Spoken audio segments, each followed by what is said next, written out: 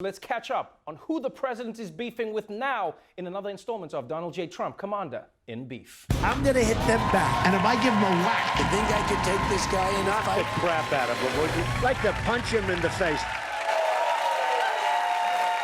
First up in the controversy that just won't die. It's President Trump versus the weather. 8 days after he incorrectly warned Alabama that Hurricane Dorian was headed its way, Trump is still insisting that he was right all along.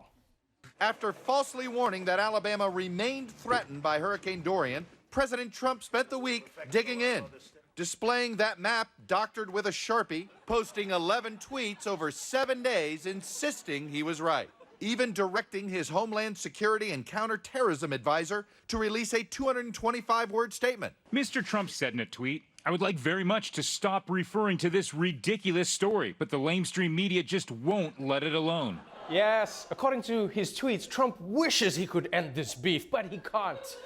Because you see, every time he tweets, the media reports on his tweets. And then since he has to have the last word, he tweets a response to the media's report.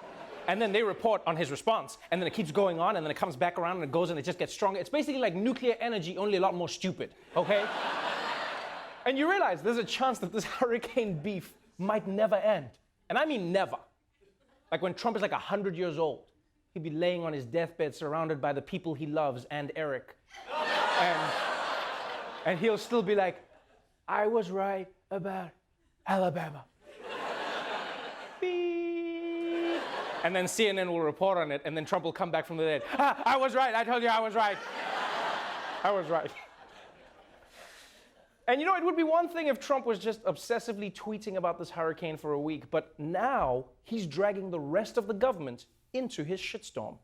Minutes ago, the New York Times reported that Commerce Secretary Wilbur Ross threatened to fire top employees at NOAA after its Birmingham office contradicted the president's claim that Dorian might strike Alabama. And that story broke after the Washington Post reported earlier that NOAA's chief scientist will investigate why the agency backed the president over its own experts on Dorian. Yes, it turns out President Trump is so embarrassed by his hurricane blunder that his administration threatened to fire any weather officials who wouldn't back up his alternative facts.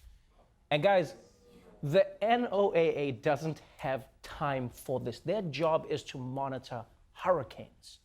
If they're distracted by Trump's beefs, you realize what could happen.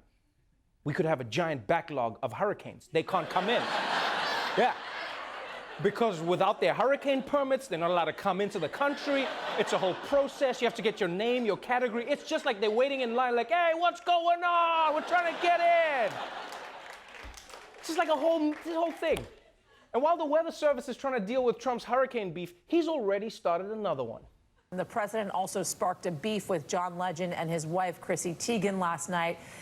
It apparently happened after he watched an MSNBC special with Lester Holt and John Legend on efforts to fix the broken criminal justice system.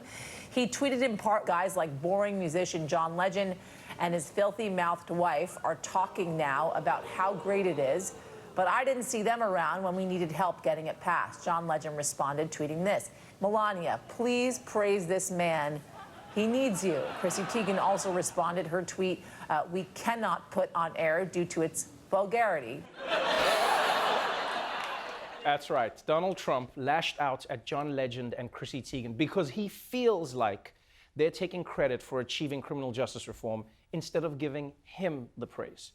Now, John Legend and Chrissy Teigen both hit back at the commander in tweet. You saw John's reply, but Chrissy Teigen's response was too vulgar for the news to repeat. Luckily, we're not the news. So, here it is. Trump called her John Legend's filthy-mouthed wife.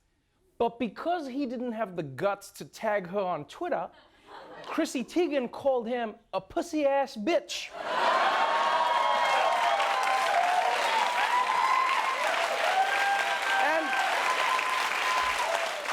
And to be honest, I don't know why the news can't say that on air.